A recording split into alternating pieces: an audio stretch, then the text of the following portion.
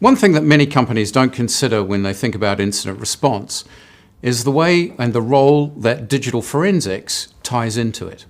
And what I mean by digital forensics is the forensic examination of digital assets. So computers, mobile phones, network devices, pretty much anything that holds data. So what do we mean by forensic? I think probably the best definition of forensic that I've ever come across was the discovery of truth through the application of science.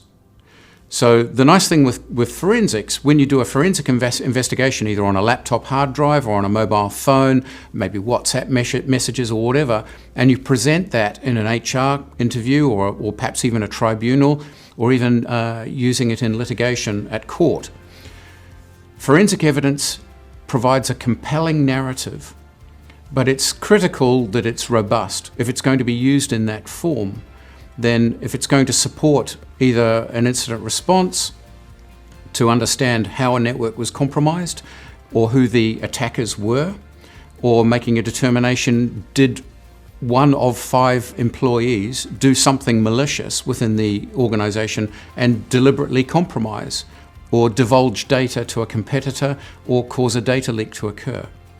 If you're going to take some kind of remediation against those people or pursue some form of legal remedy, then you need digital evidence in order to support that. Digital evidence takes the form primarily in the form of logs. Typically when we're doing an incident response, the first thing we're going to ask for is give us all of your logs. We need all of the log files that you can provide us from the machines in question for the time period that's relevant. That means that you need to have logs that go back far enough that are going to cover you for the period in question. I would suggest that you probably need to keep a minimum of 90 days, but the more you can keep, the better, especially online. Keep in mind that a lot of services like AWS and Microsoft 365, at the lower tiers of licensing levels, do not have audit logging switched on by default. That's something you need to go and turn on yourself as an explicit requirement. It's the case that Microsoft have changed that more recently, but if you've got a license that's you've had for a while, then it may be that your auditing is still switched off. What we talk about with logs and other things are, we refer to them generally as evidence generators. We need to have evidence generators or tripwires in the environment active before an event kicks off. Digital forensics can help you in some respect. So if we have access to a laptop or a mobile phone, then we can do an analysis of what happened on that device. Very often, especially with respect to the pandemic and people working from home, very often people are using their own home machines to access corporate networks and corporate devices and resources.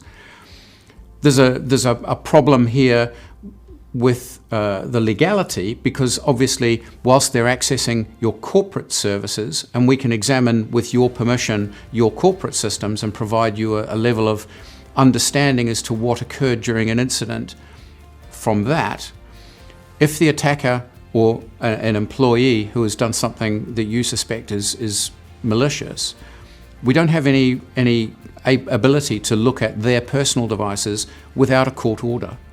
And obtaining a court order is going to be difficult unless you can prove to a judge that you have reasonable suspicion, and that's going to require a body of evidence that we can potentially provide from a digital investigation or a forensic investigation.